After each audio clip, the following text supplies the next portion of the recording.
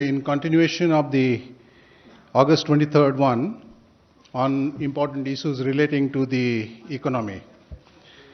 To brief you about it, we have with us Honorable Minister for Finance and Corporate Affairs, Srimati Nirmala Sitharaman ji.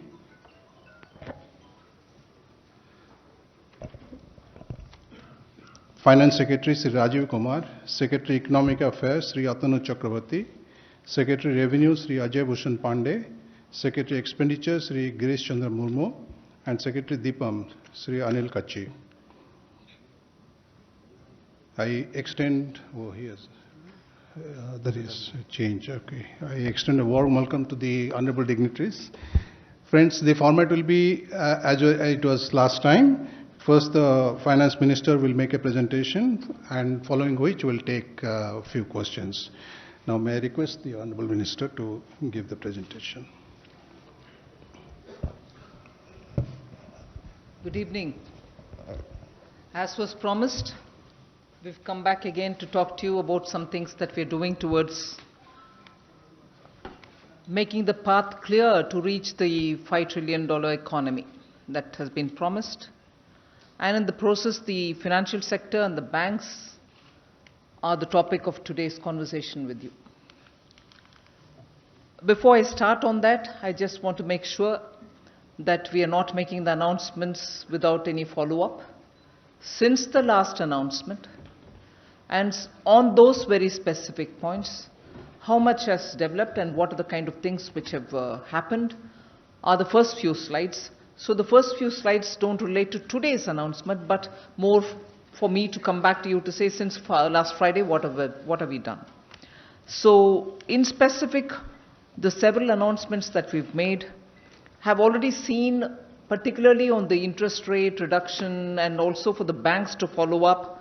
You've had quite a few product launches by the public sector banks, and compliance have been issues. The instructions for compliance have all been issued, and on a very transparent way in which we wanted to have the one-time settlements to be done in banks.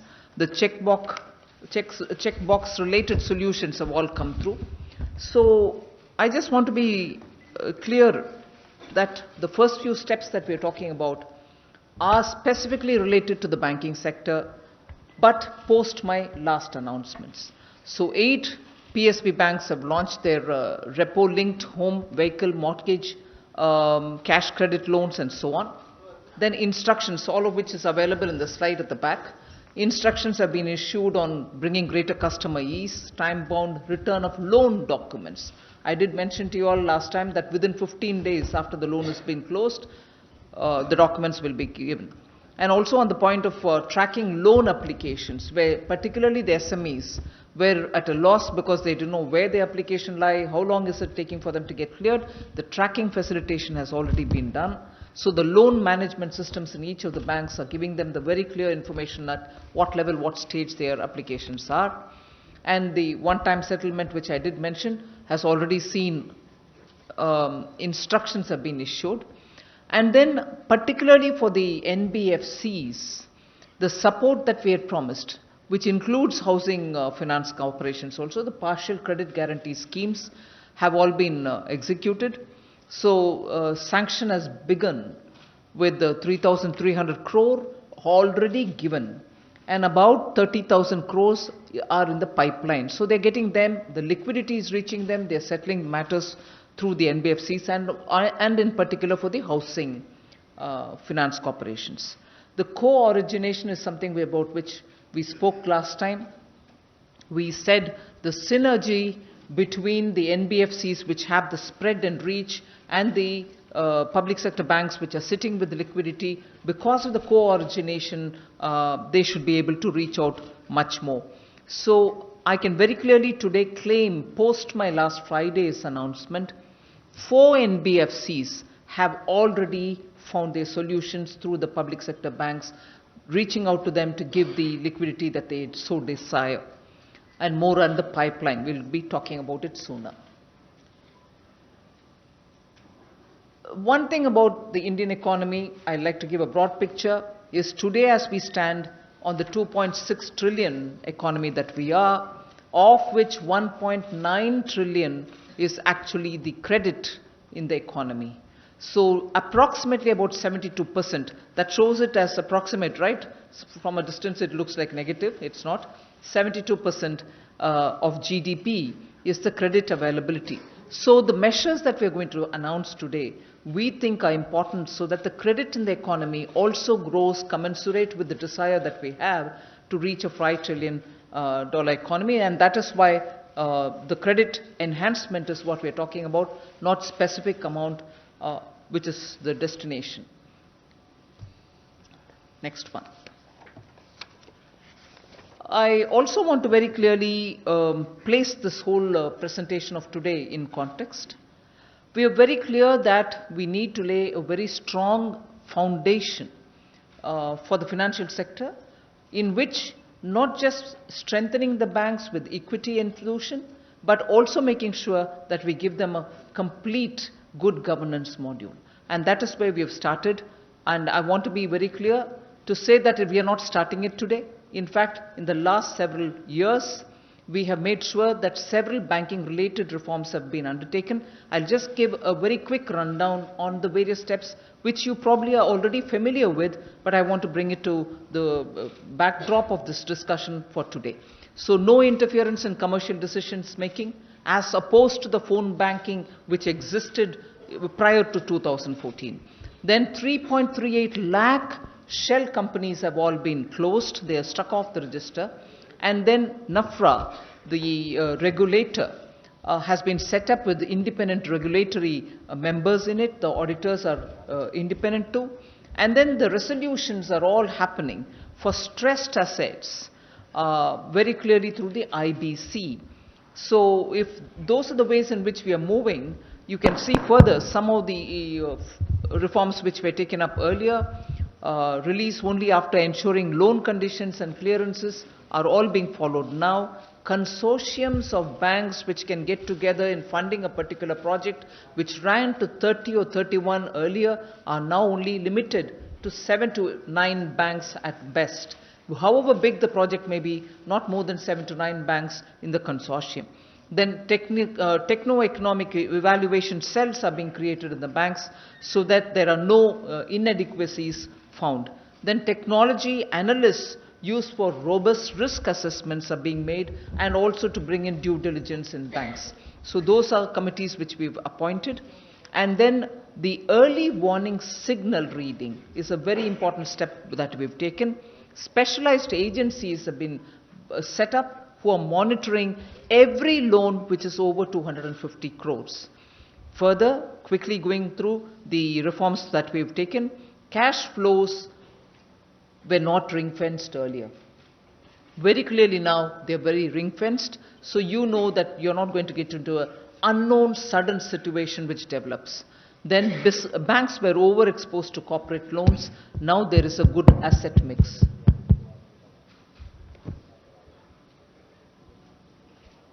Sorry, is there some reminder being given anything? Sanctioning and monitoring of big loans strictly separated so that there are no confusion between the authorities. And then quality of tier 1 capital also has been enhanced.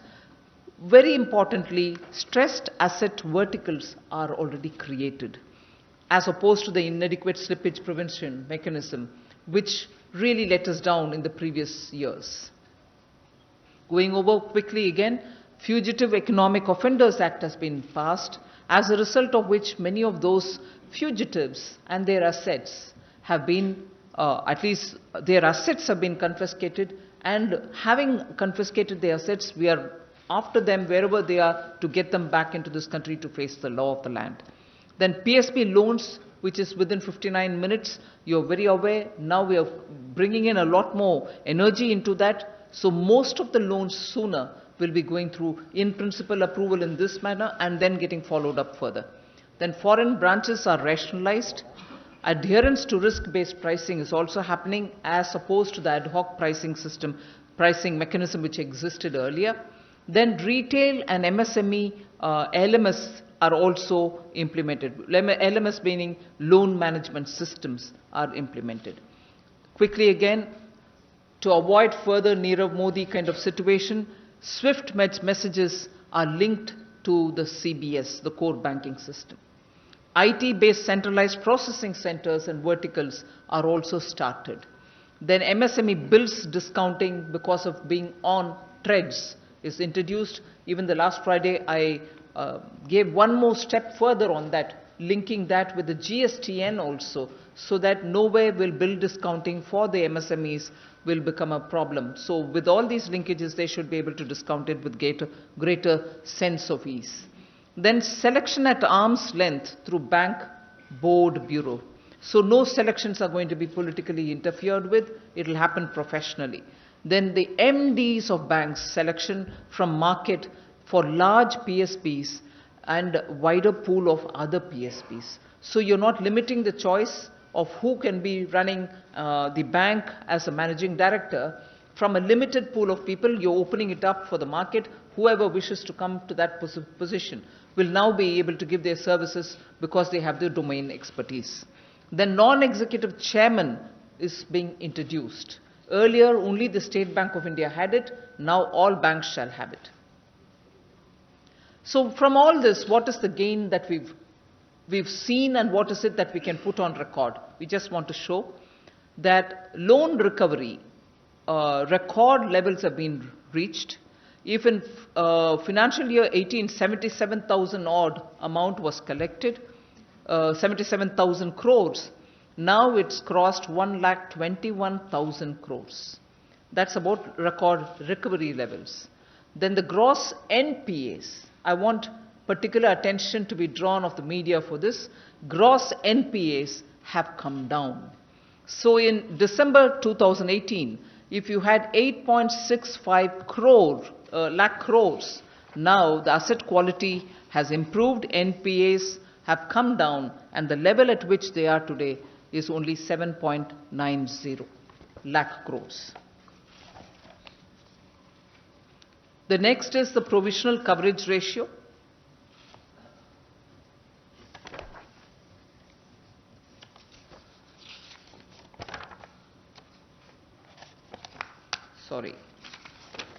Provisional coverage ratio. You can see in the chart which is given, the highest in the last 7 years has happened, 75.3%. This is already existing under the NPA.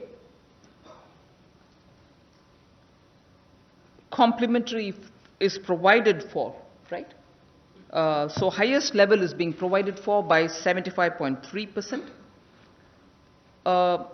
One particular thing I'd like to draw your attention on the gross NPAs is the figures come down from 8.65 lakh crores to 7.90 crores. I make it a point to repeat this because in the recent past I had seen reports which were misleading. I hope this picture clarifies the actuals for you. Enhanced profitability, again very important. Of a total 18 public sector banks, 6 public sector banks alone had enhanced profitability when we were talking about it in the fourth quarter of year ending 19. Whereas now, when we are talking about the first quarter of the financial year ending 20, we are talking about 14 public sector banks in profit, as against 2 in the financial year of 18. So of the 18 public sector banks, 14 are in profit earning situation.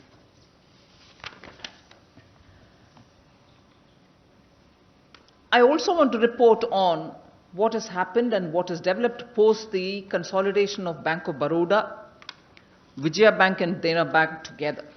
So what's the impact of that? What have we gained out of it? I just want to put that before you. We've actually had wide-ranging benefits. Wider offerings and enhanced customization has happened.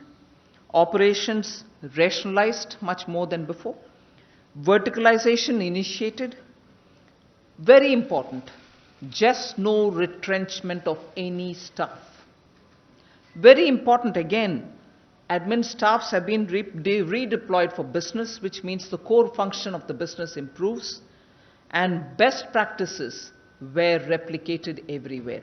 And when I say this, and I insist saying this, because if there was one feature which was very good in one of the three banks as regards human relation management, that was copied for the rest of them also. Similarly, when all of them came back together, every best practice which prevailed in this bank or that bank or the third bank were all replicated for everybody's benefit. So best practices of each bank has been absorbed for the collective gain. So that's very important there. So significantly in terms of numbers, if you want to say, the CASA growth has been robust post the merger. 6.9% has been increased, and when CASA grows, it's better for the bank because they have more liquidity and they have better credit availability for themselves. So the amount in crores is given there, 2,87,000 crores in June 2019. So this consolidation of Bank of Baroda, Vijaya Bank and Dena Bank actually has resulted in good outcomes. The next is strong retail loan growth. 20.5% increase in retail loan. Between 2018 June till June 19, there is a 20.5% growth. Today, the retail loan growth is 1,12,000 crores. And that is a significant increase from where it was earlier for the scheduled commercial banks. Moving over to the next one, the profitability has enhanced. Now, in quarter 4 of 19, year ending 19, they were in the negative of 7,113. Today, they moved positive. They are at plus 710 in the first quarter end of this financial year. So profitability has also enhanced. What has happened in terms of the potential which got unlocked? As a result of the merger, there's a very clear indication that they're poised for rapid growth and they can raise greater things in the market, and high profit trajectory can be seen whether it is loan growth, whether it is CASA growth, or whether it is in the profitability. End of the day, what is the market thinking about it? You have at least 38 market analysts who have come on to have one unanimous view that the market capitalization post this merger is expected to touch 51,000 by the time it is August 2020, from where it was 35,000 crores. So April 19 to 2020, within 1 year, that's a kind of improvement and outcome which has happened of the first merger which took place, Bank of Baroda and so on. So having done 2 rounds of consolidation, along with sustained thrust on recognition, recapitalization, resolution, process reform and so on, what is it that we want to do for the next? I've already said the target is $5 trillion economy that we want to reach, a robust banking system that we want, and for which the steps that we want to take is what we want to reveal today before you. So we are trying to build the next gen banks. So unlocking the potential through consolidation. We are going to be talking a lot about consolidation. Big banks with enhanced capacity to increase credit. Big economy, you need banks which can sustain that kind of a growth potential. And the trajectory has to be maintained from the point of view of the banking facility that we can provide for the people of India. Banks with strong national presence and global reach is what we want. Operational efficiencies, gains to reduce cost of lending. So the scaling up will only allow them to have a lot more resources, and therefore the lending costs can come down, and therefore the blueprint that we're coming up with is going to help us towards building a $5 trillion economy. Enhanced risk appetite they can have. Thrust on next-gen technology for banking. Technology is an important feature. You'll notice that further we talk about, we've given a lot of mind application for ensuring that the fintech that they operate with are all going to be such that no customer disruptions will happen, and enough attention will be taken towards bank and its consolidation. Wider offerings with enhanced customization and better ability to raise resources from the market. So we very quickly give you a complete picture of what kind of consolidation we are going to be doing. The first one, before I start, the large capacity of one bank, the technology-driven capacity of another, and the strong deposit franchise the third has, are all being brought together. So Punjab National Bank, Oriental Bank of Commerce, and United Bank will be brought together, and they shall form the second largest public sector bank with business of 17.95 lakh crores, which is at least approximately 1.5 times that of Punjab National Bank. So that will be the first one that we are talking about. The second largest branch network that is available in India will be of theirs, with 11,437 branches. So the first one that we are announcing is Punjab National Bank, Oriental Bank of Commerce, and United Bank. Three together. What will this give us? A high CASA and lending capacity combined in consolidated bank. Large cost reduction potential due to network overlaps. Cost saving and income opportunities for the joint ventures and subsidiaries. Most important, the point that I said earlier, we have taken clear care that the platform that they use are compatible.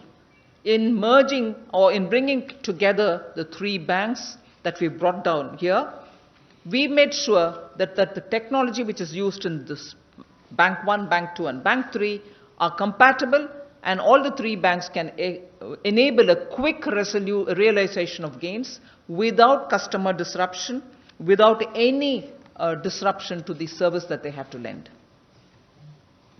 We go to this most important table. The indicators that I would draw your attention to are the CET1 ratio, the CRAR, which is the capital reserve ratio, and also to the net NPA ratio, the three above the category of employees, which is very important for you to notice. And all the three are very critical indicators to tell you that this consolidation in this particular case is absolutely healthy. And we've kept all the Basel norms, RBI's guidelines and the Basel norms in mind, even as we have put these numbers together for you. If you have any questions, we'll be able to answer it later. I don't want to labor on each one of them, but I want to completely give you the confidence that we've applied our mind on the Reserve Bank of India guidelines and also on the Basel norms, which will have to tell us what these numbers ideally should be. We've kept that in mind. I can go further to explain that a bit later. Should we now move to the second? The second which we are consolidating are both banks coming from the south. Canara Bank with Syndicate Bank. They will be the fourth largest PSB with business of 15.20 lakh crores, which means approximately 1.5 times more than the current size of the Canara Bank itself. Third largest branch network in India, they will hold, with 10,342 branches. Large cost reduction potential exists due to the network overlaps. Similar culture to enable smooth consolidation because they come from the same region. Cost saving and income opportunities for JVs and subsidiaries, and therefore immediate, without disruption, continuation of service for all customers. Again, mind application on the point that they both come under similar compatible financial technology that they use. So both are able to quickly realize the gains. Now the indicators which you will be interested in, again, something which I would want your attention to be drawn on: CET1 ratio, net NPA ratio, and also the capital requirement, adequacy requirement ratio, all of which are given here and absolutely tick marked from the point of view of Basel norms and also from Reserve Bank of India guidelines. All three meet more than the ideal situation. We go over to the third one, Union Bank of India with Andhra Bank and Corporation Bank. This shall now become the fifth largest public sector bank with business of 14.59 lakh crores, approximately 2 times the size of Union Bank of India. Fourth largest bank in terms of network of branches with about 9,609 branches. And their business will now become twice to about 4.5 times existing bank business. Large cost reduction is possible because of, again, network overlaps, which we can rationalize, cost saving and income opportunities for JVs and subsidiaries again. Again, consideration was given for the kind of technologies that they use, are they compatible and so on. Yes, all the three and their technologies are absolutely compatible, and therefore we don't see any disruption in terms of client services. Indicators. The three which I constantly refer to, CET1 ratio, the capital adequacy ratio, and also the net NPA ratio. In this case, of the three, definitely two are more than the ideal.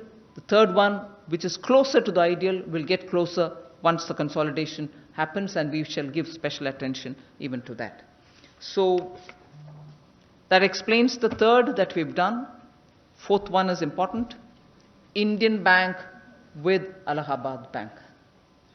This will become the seventh largest public sector bank with business of about 8.08 lakh crores, which is approximately 1.9 times Indian Bank size. Nationwide presence with strong networks both in the south and in the north and also in the east. So you get a wonderful coverage of all the three areas. Doubling of business size. Major scaling up of reach due to complementary networks. High CASA and lending capacity in consolidated bank. Again, the same CBS platforms between the two, and therefore we expect to have a quick realization of the gains after consolidation.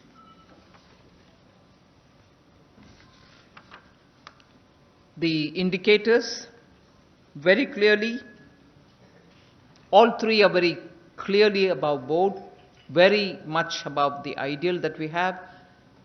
So it's worth noting that the strength is only getting consolidated of these two banks. So with all this said, we have very clearly explained what are the things that we're doing towards bank and consolidation. I want you to particularly give attention to this particular table. So what is it that you're going to have? The anchor bank will be Punjab National Bank in the first merger that I announced, where the amalgamating banks are Oriental Bank of Commerce, United Bank of India. Business size is 17.94 lakhs. PSB rank by size would be second, and the particular computer networking, fintech networking is Finacle. Similar, Canara Bank and Syndicate Bank coming together gives us a bank size of 15.2 lakh crores, becoming the fourth largest. iFlex is the system that they use. Union Bank of India, together with Andhra Bank and Corporation Bank, will become the fifth largest of the banks, public sector banks, with 14.59 lakh crores for their business size. Then Indian Bank with Allahabad Bank reaches the business size of 8.08 lakh crores, will be the seventh largest bank. So we had already talked about SBI amalgamated earlier, Bank of Baroda amalgamated earlier. So the consolidated PSBs for strong national presence and global reach, one of the objectives with which we went about this consolidation plan. So 82% of all PSB business will be with these banks. 56% of all commercial bank business will be with them.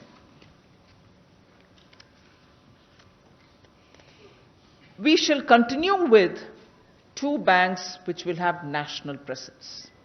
And they are Bank of India with 9.3 lakh crores of business size.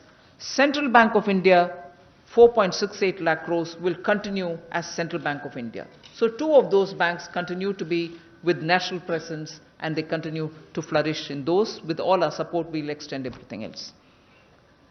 To strengthen the regional presence, some of these banks continue to have their dominance in regional areas, and they shall continue to be where they are.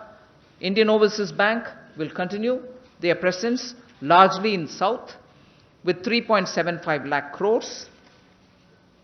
UCO Bank, with their presence in the East, will continue with 3.17 lakh crores presence.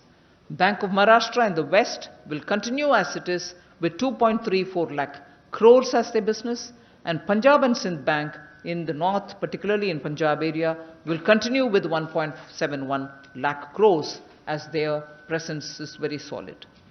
Now, this is something which is a tally which you need to notice. In 2017, when there were 27 public sector banks, today, after today's announcement, this comes down to 12 only. So 12 solidly present, well consolidated, energized, adequately capital endowed banks will now operate to target our 5 trillion economy and give the necessary support for the banking facilities which is so required by our customers today.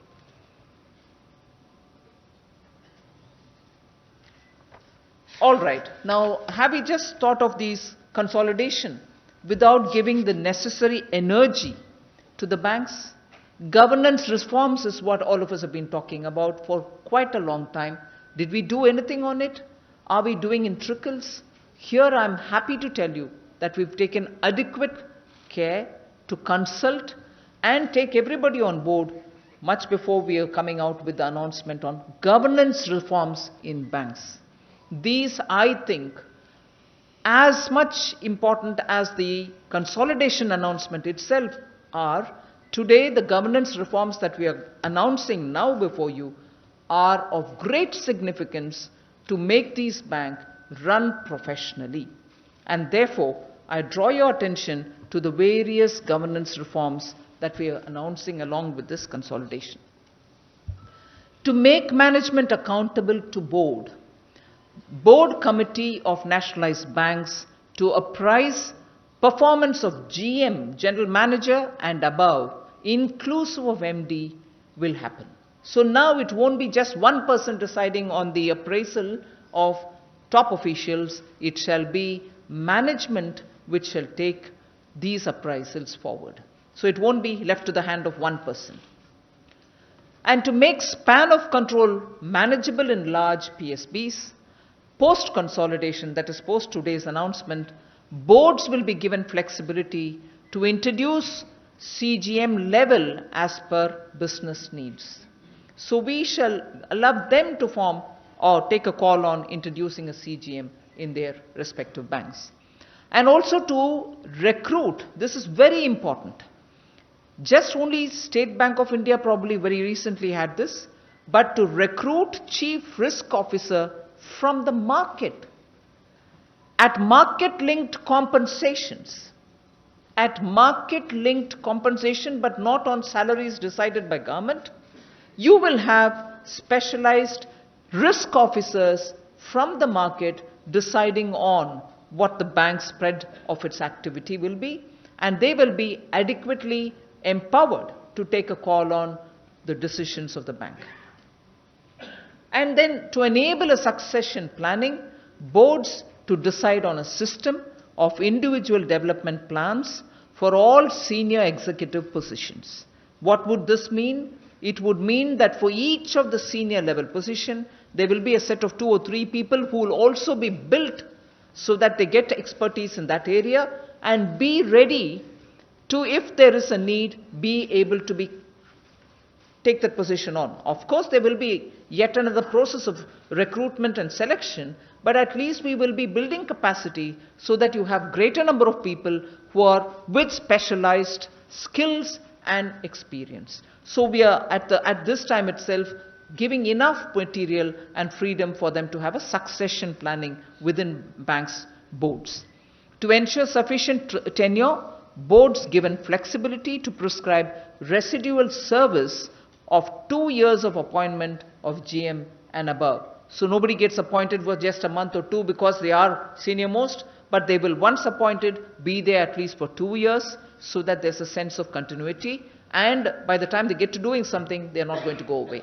So these are some of the serious governance reforms that we want to bring in. In again, bringing another set of reforms, we want to make sure that the bank's board committee system itself gets strengthened. So flexibility is being given to boards of large public sector banks to enhance sitting fees for non-official directors. They were being paid pittance. So many of these people did not even have an interest being in bank boards as official, non-official directors. Now the boards will be given the flexibility to get the best in the field and give them the pay that they need for sittings. For better board committee functioning, boards given mandate to reduce or to rationalize board committees. In some cases there are very many, in some there aren't as many. So they will be given the complete power to decide what the size should be ideally for them. And for risk management committee, we are giving the mandate to fix accountability, which is what is the main problem. For compliance of risk appetite framework, that is where we are also getting somebody from the market with adequate remuneration, and they will be given enough veto power to take a decision or to veto a decision from being taken. Longer term for directors on management committee boards, because most often, as I said earlier, they spend a short period. By the time they can effectively understand and do something, they're gone. So we are giving them longer term.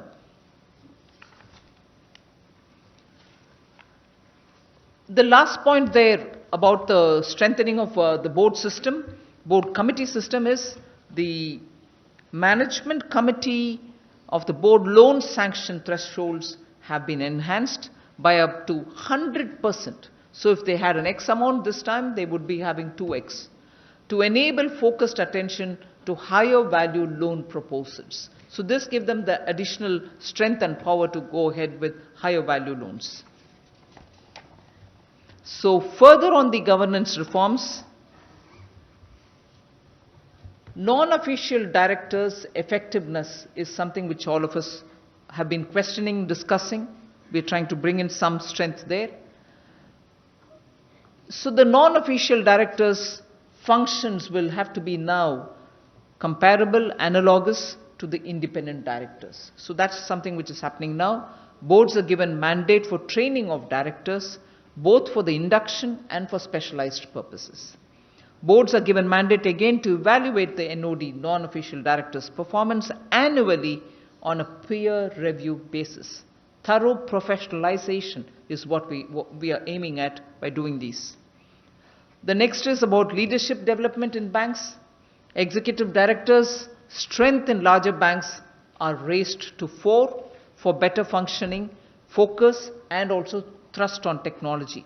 Particularly on technology, we would ensure that there is an executive director who completely focuses on that, because the cyber security risks which banks face is also something which leadership should be consciously seized of. Creation of leadership pipeline under the BBB, the Bank Bureau Leadership Development Program, is also being introduced. So with all this, the public sector bank and their drive, we are going through wide-ranging reforms. Financially stronger PSBs are the ones which we are aiming at. Remember, please recall that in the budget we had made a provision of 70,000 crores. Well-provisioned PSBs, 14 already in profit. We'd like all of them to do well. Then technology-driven banking is what is the emphasis on today. Scale and synergy will be acquired because of the consolidation that we've done today, and governance is also getting strengthened, professionalized, and independence given to them to function. Now, if all this is what we have, of the 70,000 crores that we've given, I want a certainty out there for the consolidation. Have we just done the consolidation and left them free? No. We are giving them enough capital reserves with which they can be confidently functioning without worrying. And I underline here, even as we announce all the consolidation, we have given enough instructions for the banks at the branch level to be sure that that which we had announced last Friday, in terms of liquidity, in terms of working with NBFCs, in terms of making sure that the credit availability in the market, all this will not suffer. On the contrary, we would want at the branch level enough dedicated staff to attend to that, and not entirely all the staff to be looking after the consolidation program itself. So that has been very clearly instructed to the banks. We expect them to dedicate their staff to make sure last Friday's announcement as regards liquidity, availability of credit, reaching out to customers, reaching out to NBFCs, all happen without any disruption. So those dedicated to take care of smoothing out these consolidation will be completely dedicated for this purpose without having that suffer. So a rough, absolutely approximated number of what we would like to infuse with these banks. Punjab National Bank will get something around 16,000 crores. I just want one rider, one clause to be put here. These are approximate amounts. We will obviously tailor-make them according to the banks and the requirement, which will be discussed with the banks at that level. But here we are just giving you a broad indicator. Don't hold us on to this amount to the last digit. So Union Bank of India would get 11,700. Bank of Baroda will get 7,000. Although that was an earlier tranche of consolidation, we still support them. Canara Bank gets 6,500. Approximately all of them. Indian Bank 2,500. Now, does that mean we forget those which are existing in the regions? Not at all. Indian Overseas Bank, we think about 3,800 crores. Central Bank of India, 3,300 crores. UCO Bank, 2,100 crores. And United Bank of India, 1,600 crores. And Punjab and Sindh Bank, 750 crores. Now, these are not to take care of just the consolidation related work, most of which is already provided for. This is aimed at growth. This is aimed at reaching out to the market, reaching out to the customers for growth purposes. So these are amounts which are being given and provided to these banks which are getting consolidated to aim at growth and growth only. So consolidation is not being enabled through this, but these are growth driven. So I think we've given you a broad picture of what we wanted to announce today. We want strong financial system, and I suppose now I'll leave it to you all to. Yes, so we'll take a few questions now. Just 1 minute. Let him coordinate. Just. Let him coordinate. 1 minute. Just wait. We'll come to you one by one. Okay, you can. Baroda. Yes, that's what I said. Even though it is already merged, this is growth के लिए देने वाले पैसा है. Consolidation basis नहीं है. Let's go systematically. Yes, you can start.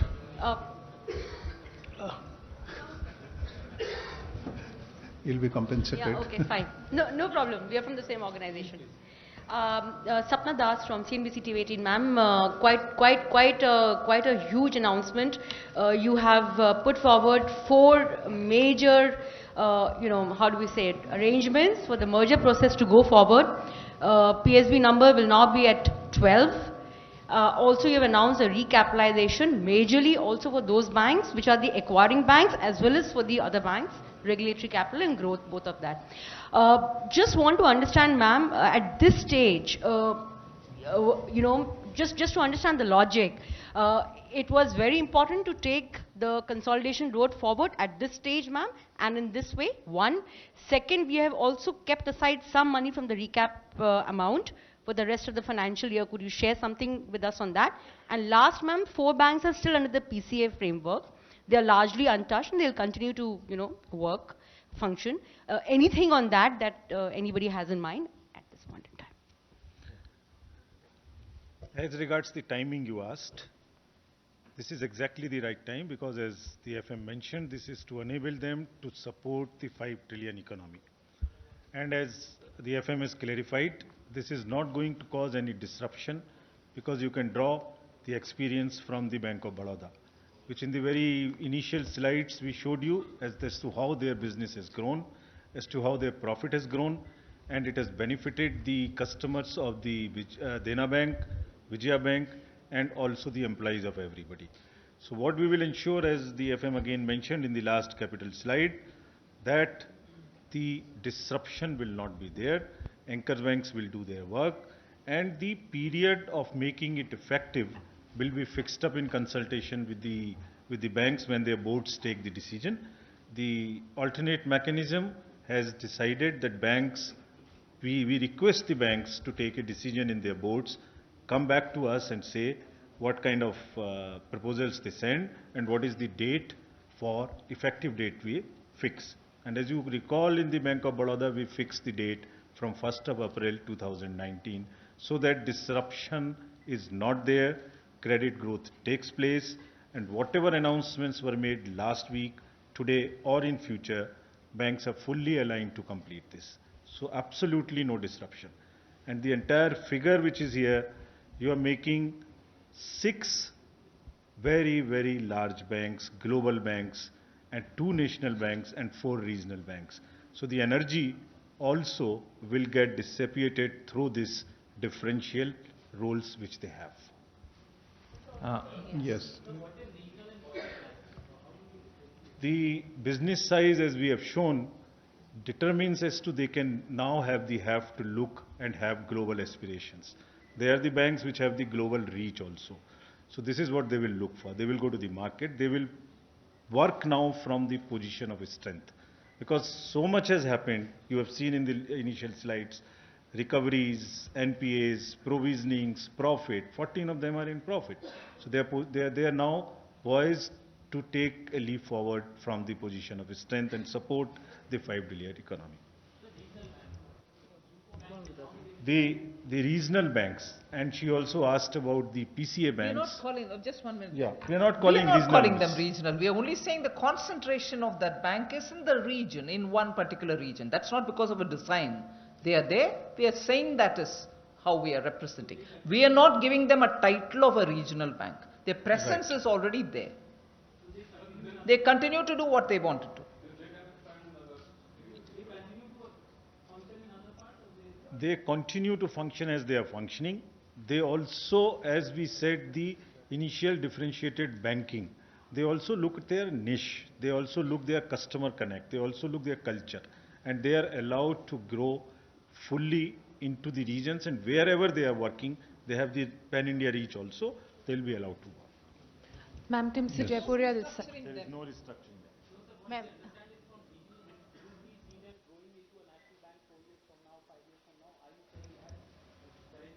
So every one of them now, the consolidation part being over, will be given full flexibility to grow as per their strength and their niche area and their expertise.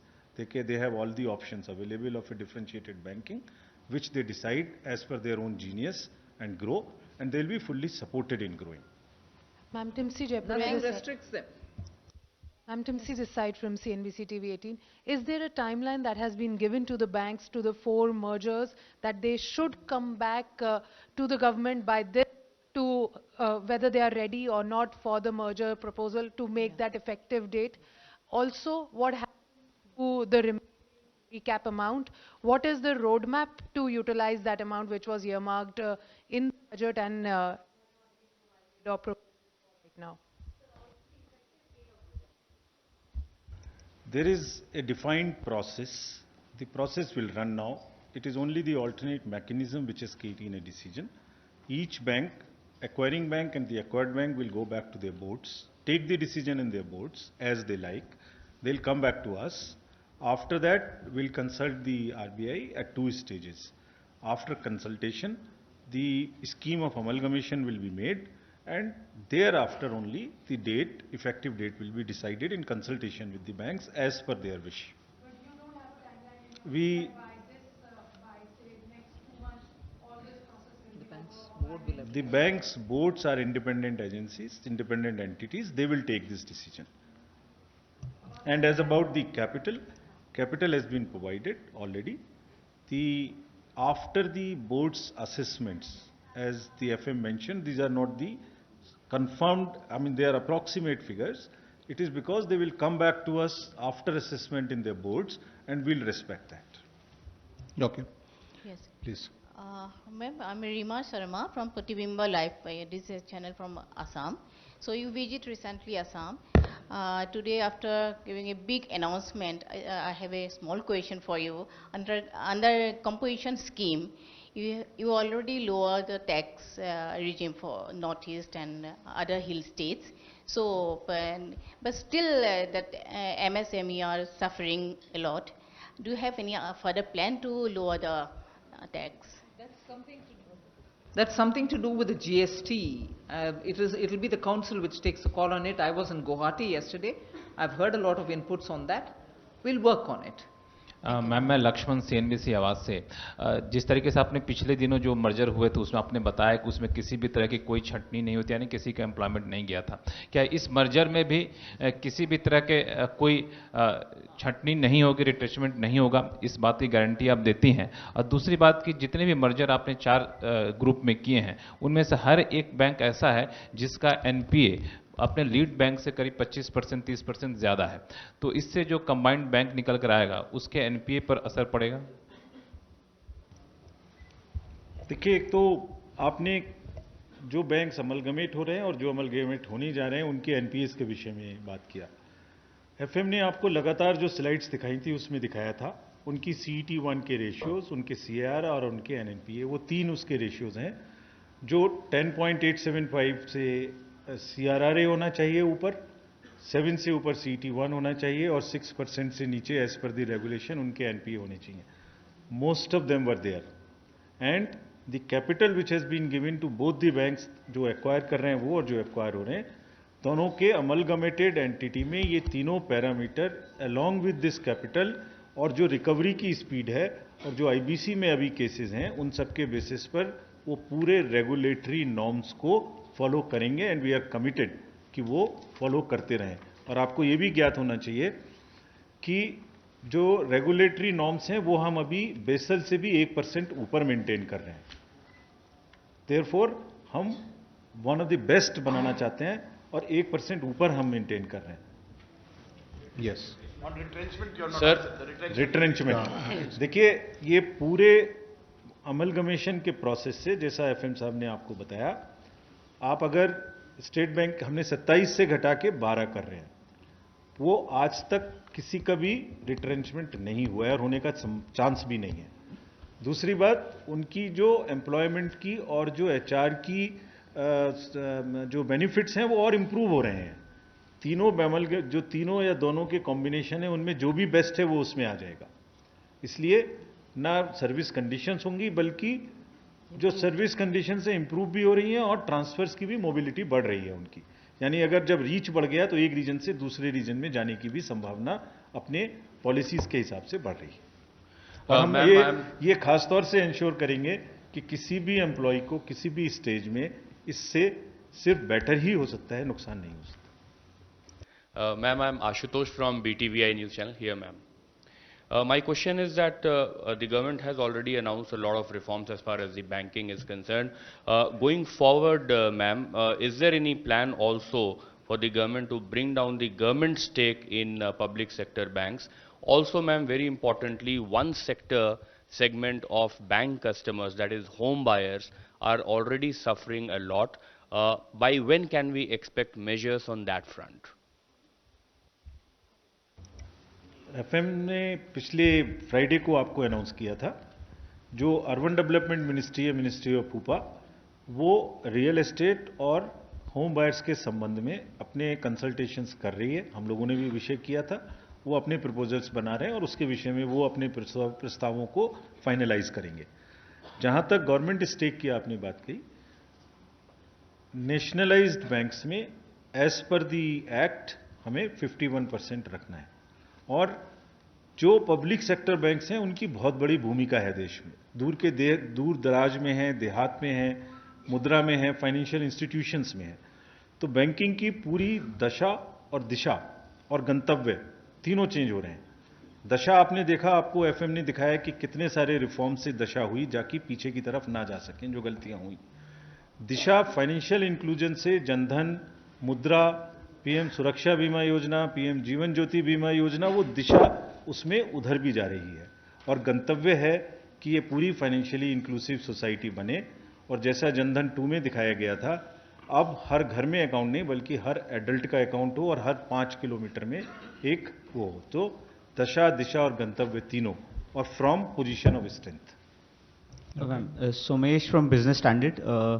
One question, out of the 18 public sector banks, 12 have been announced to be merged. Does it mean that the rest of the 6 won't be merged going ahead? And second, if you can explain the rationale behind these mergers, because in some of the mergers there are 3 banks which will be clubbed, in some there will be 2 banks which will be clubbed. So how have you clubbed these banks? There are 4-5 major principles in the merger, which the FM has shown you in the slide when on the unlocking the benefits. The first and foremost is that there should not be any disruption for the customer. Therefore, they should be on the same technological platform. So either on Finacle or on banks or on iFlag. So that is first. Secondly, they should benefit from the scale and from the synergy in terms of the CASA and in terms of their reach. As you saw that the number of branches, so number of employees, cultural affinity, all those factors have been taken into account to ensure one thing, that you are just not merging them for the sake of merging. You are not merging any weak with any strong. You are merging commercially, economically viable entities, compatible entities, to make 6 very strong bank, 2 strong national bank which can aspire to become again join the first 6, and then again 4 banks with regional reach which can again aspire to become go to the higher ladder. But as of now, no further. This roadmap is final. This roadmap as of now is final. But their boards are always independent to take call, but there is nothing. They are all, 12 is the right number, which should remain. Ma'am, this is Ruchi Bhatia from ET now. A lot of people are asking, ma'am, that is it really a goodbye to market-oriented reforms, given the fact that it is the government that is really pushing these mergers? Ideally, it should be the bank board who should be taking this decision as to which are the boards that, which are the banks that they should be merging in. This is a good question. You can ask our banker colleagues who are here today. We have been having discussions with them, and they're all, you can ask them better, but it is a consultative process. We have been doing it for a good 6 months, and all stakeholders have been consulted, and principles are such, as I explained just now, that it makes the best sense to merge these entities to have scale, size and heft to reach to support the growth of the 5 trillion economy. Because as the economy grows, the credit expansion has to take place, and this is the right time to make them solid to support that for next 4 years till the 5 trillion is achieved. Ma'am, Mr. Ujjwal Narayan from Newsrise.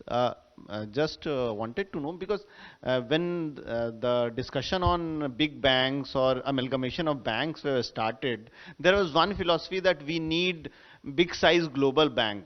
But right now, and I want to clear, it's not a criticism, only I am asking for a clarification, that in this amalgamated structure, we are not finding something like big global bank, or we are looking for such a global bank in future. So the philosophy, what is the philosophy, apart from reducing the number, what is the philosophy behind these amalgamations? So you are suggesting that a 4 lakh crore business bank was more likely to reach global than the 18 lakh crores. So this is 18 lakh crore, 15 lakh crore, and all of them are by and large above, except the Indian and Elaban, that above 10 lakh crores. So that is from there you have to take it. You can't merge 10 together to make it 50 lakh. And the State Bank is there, which is 52 lakh. सर, Aseem CNBC Awaaz से मेरा सवाल है, 2017 में आपके पास 27 bank थे, अब घट करके 12 रह गए, जिसमें से 4 रीजनल बैंक कही है जिनकी लिमिटेड है. तो आपको लगता नहीं है कि कस्टमर्स के लिए ऑप्शन जो है काफी लिमिटेड हो गया, कंपटीशन नहीं रहेगा उनके लिए, डिफरेंट प्रोडक्ट्स उनको जो मिल रहे थे वो नहीं मिलेंगे पर कस्टमर से पॉइंट ऑफ व्यू? एक्चुअली ये बिल्कुल रिवर्स है. कस्टमर्स को रीच बहुत ज़्यादा इससे बढ़ने वाली है। मैं आपको एक्सप्लेन करता हूं किस तरीके से। इन सब के प्रोक्योरमेंट्स हैं, इन सब की सर्विसेज हैं, इन सब की पासबुक्स हैं, इन सब के एटीएम्स हैं, इन सब की टेक्नोलॉजीज हैं। इसमें अगर बैंक की कैपेसिटी बढ़ी है तो इसमें इन्वेस्टमेंट्स और फास्ट होंगे। और जैसे एफएम साहब ने कहा कि कस्टमर का बिल्कुल भी डिसरप्शन ना हो, जैसे कि पहले बैंक ऑफ बड़ौदा के केस में नहीं हुआ और इमीडिएटली देना बैंक के कस्टमर्स को क्रेडिट मिलने लग गया पीसीए से बाहर आने की वजह से। इन सब में भी उनको और सुविधा मिलने वाली है। एक जगह के बदले बहुत सारी ब्रांचेज उनकी बढ़ने वाली हैं। ये मेरा बैंक बड़ा bank, this is what is for the customer. जी नहीं, 12 हैं और 4, ये 4 अपनी रीजनल नहीं है, ये 4 भी सब जगह में है। ये भी अपने एस्पिरेशंस को और ऊपर लेके जाएंगे अब। Okay. Ma'am, I'm Nikunj. Ma'am, this is Aishwarya Paliwal here from India Today. Ma'am, the RBI in its annual report said that the banking frauds have increased by 15% in the year 2018-19. So going forward, would you be looking at somehow curbing these frauds? Also, ma'am, the opposition now took a dig at it. Priyanka Vadra, to be precise, tweeted about this saying that, so much fraud has happened under the government's nose. Any comments, ma'am? I'm not inclined to comment on particularly the remarks which come from Congress party. Because if bank frauds became an institutional or became an assumption for the Indian citizen saying bank frauds happen, it's thanks to the Congress. The first slide that I showed you about telephone banking is completely a Congress ka deen, if I can use a mix of English and Hindi on that. And till today, the burden of NPAs because of indiscreet lending by the then dispensation is what is bogging our banks down even today. So it's very well for them to, in passing, comment a lot of things. If only they can stand up and account for the misconduct which happened during their time in messing up with banks. And many of these fugitives who we are trying to get back were encouraged during their times. So I think they should think twice before they even comment on anything which is happening now, which is happening for the good of institutions in the long run. Ma'am, Ma'am, I'm Nikunj from Bloomberg Quint. You've shared the capital infusion figures in your presentation. And you've said that those are approximate. Does that mean the entire 70,000 crore that has been budgeted for this year would be infused in all these merged banks and the other banks at one go, and the government would be open to infusing more capital in public sector banks if need arises, since the government has received a big dividend this year from the RBI? Much before I ask the Secretary to go into the details, what has been received from the RBI? I've said it somewhere else yesterday too. The government will take a call on how to use it. I would first want this question to be delinked on that ground. And ma'am, Amir, can I answer this? The 70,000, as you said, and further capital you said. FM has already said government is fully committed to make these banks absolutely robust and ready for supporting a growth required for 5 trillion economy. Having said that, we do not, as you have seen the fundamentals, we do not see any reason that it should exceed 70,000. Thirdly, the number approximate are almost the same numbers, except that it is not being set final because boards have to come back and tell us their assessment. Otherwise, these are almost the indicative numbers. मेरा सवाल आमिर, मैं news nation से हूं। मेरा सवाल थोड़ा सा जुड़ा हुआ पहले से भी जो अभी पूछा था। सवाल ये था कि 15% जो है नकदी का इस्तेमाल जो है वो बढ़ गया आरबीआई की रिपोर्ट में जो कल पेश हुई थी। दूसरा ये कि 17% नकदी का इस्तेमाल, 15% करीब धोखाधड़ी के मामले जो साइबर धोखाधड़ी के मामले जो है वो बढ़ गए हैं। क्या आपको लगता है कि पीएसबी बैंक्स जो है, पीएसबीज जो है, इसकी रोकथाम कर पाएंगे? क्योंकि उसमें सबसे ज्यादा आंकड़े जो हैं वो पीएसबी बैंक के माने जा रहे थे। और क्या आगे भी मर्जर होंगे कुछ बैंक के? दो सवाल।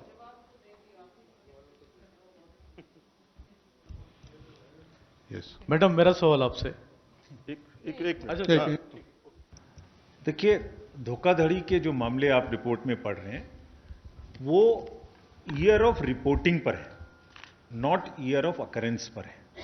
आप कृपया करके उसमें रिपोर्ट में देखें कि वो लोन कब दिए गए थे और कब के वो फ्रॉड थे, कब डाइवर्जन थे। ये जैसे अभी पुरानी स्लाइड्स में आपको दिखाया, जब एक स्पेशलाइज्ड एजेंसी सबके ऊपर में देखने के लिए लगाएंगे तो अगर वो एनपीए होने लायक है तो एनपीए किए गए, रिकॉग्नाइज करने के लिए किए गए और उसके बाद घटने शुरू किए गए। तो ये वो रिपोर्टिंग्स हैं जो पहले हो जानी चाहिए थी और अब हो रही हैं। तो इसमें हमें कोई दिक्कत नहीं है, सरकार का ही निर्णय है कि आप अगर कहीं धोखा हुआ है तो उसको रिपोर्ट करिए, अगर वो बढ़ता है तो भी ठीक है, क्योंकि रिपोर्टिंग तो उस चीज़ की जो खराब थी वो होनी चाहिए। हाँ, आप ये पूछ सकते हैं कि अगर अभी लोन खराब हुए हैं तो वो बताइए इसमें कोई है क्या, वो देख के बताइए, नहीं है। जो लैंडिंग अब हो रही है, इतने सारे जो आपको रीजन्स गिनाए गए उसकी वजह से वो रोबस्ट लैंडिंग है। उसमें अगर फ्रॉड है तो ये समस्या आती है, अदरवाइज जो पुराने जिस कारण से भी हुए उनको अगर ठीक करना है तो उनकी रिपोर्टिंग होगी। और मेरे जहां दो तक सवाल आप, है, दो सवाल जहां है तक निर्मला आप जी नकदी, आपने नकदी का भी प्रश्न पूछा, वो नकदी जो नॉमिनल ग्रोथ रेट है उससे कम है। आपको जीडीपी में जो ग्रोथ है उसके हिसाब से मनानी पड़ेगी, अगर in percentage of circulation it is less. मेरे निर्मला जी आपसे दो सवाल हैं। पहला सवाल, कल प्रधानमंत्री जी ने फिट इंडिया प्रोग्राम लॉन्च किया और कांग्रेस ने कहा अनफिट इकोनॉमी अनफिट गवर्नमेंट। दूसरा सवाल था, कांग्रेस ने आरबीआई को से आपने जो पैसा लिया उस पर कहा कि देश की जनता का इमरजेंसी का जो पैसा, इमरजेंसी फंडिंग का जो पैसा होता है आरबीआई के पास, वो सरकार ने ले लिया।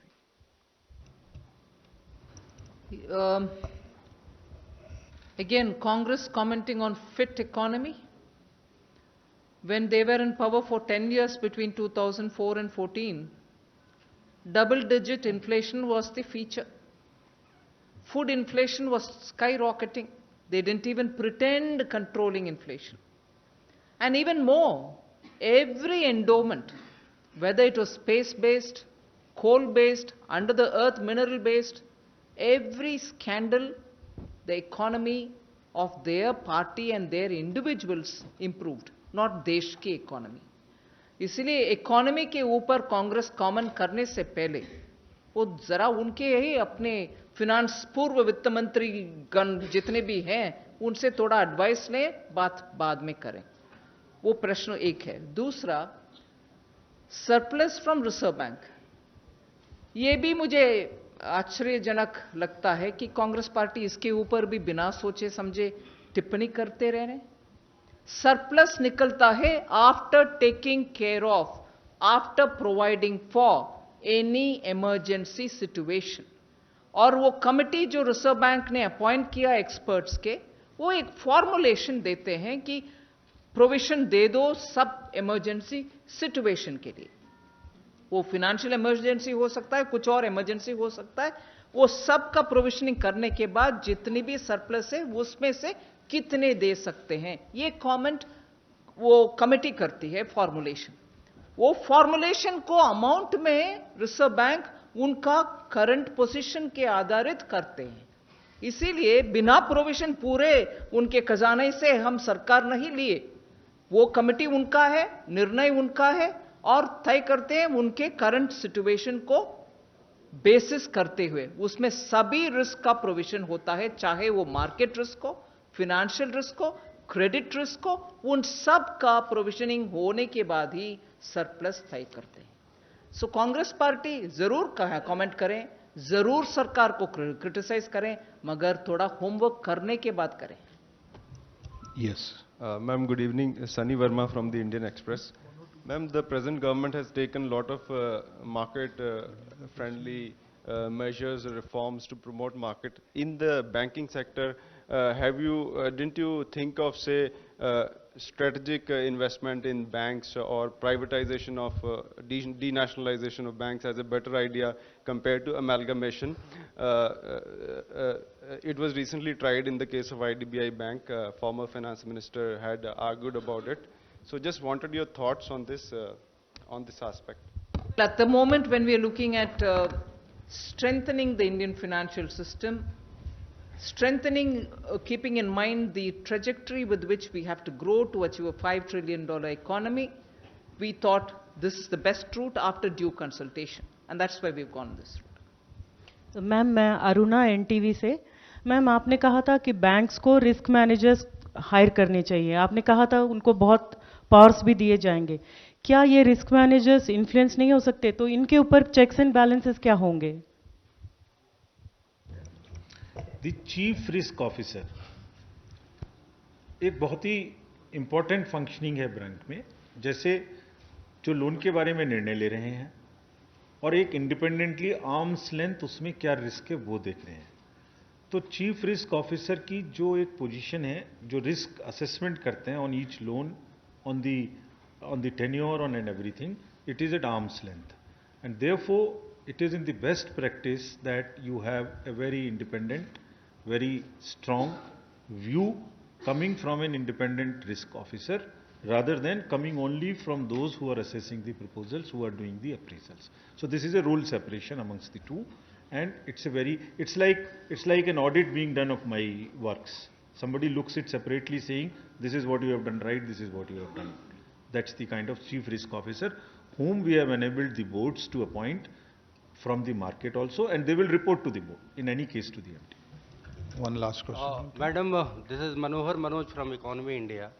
My question is, exactly after 50 years of bank nationalization, you took this decision of amalgamation, bank consolidation. Would you assure that this decision will keep the prime objective of banking sector, what it was laid upon during 1969, and that will remain same? And second, most of the program of this NDA government is relying upon the performance of banks. So do you feel this amalgamation process will provide a better stimulus in implementing all your programs?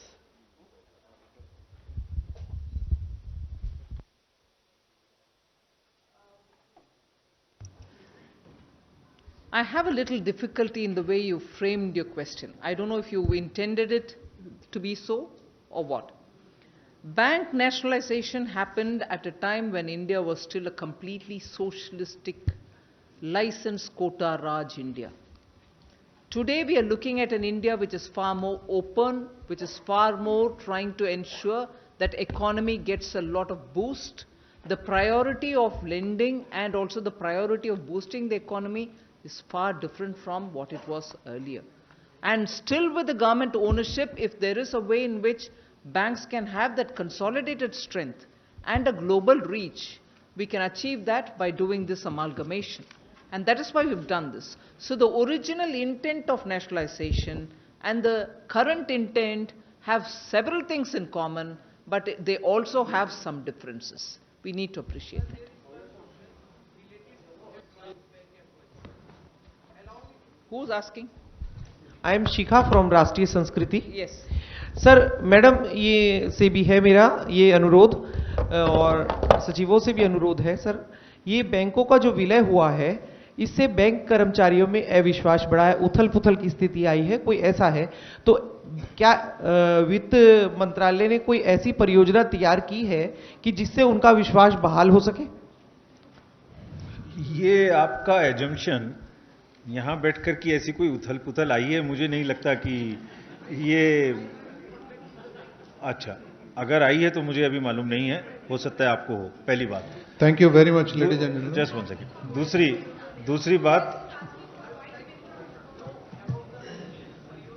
दूसरी बात जो आपको पहले भी स्पष्ट किया था, जो 3 बैंकों का मर्जर हुआ उसमें ऐसी कोई चीज नहीं आई, और इस बार हमने इसलिए खास तौर से ये निर्णय लिया है, हाँ, वो उनको इच्छा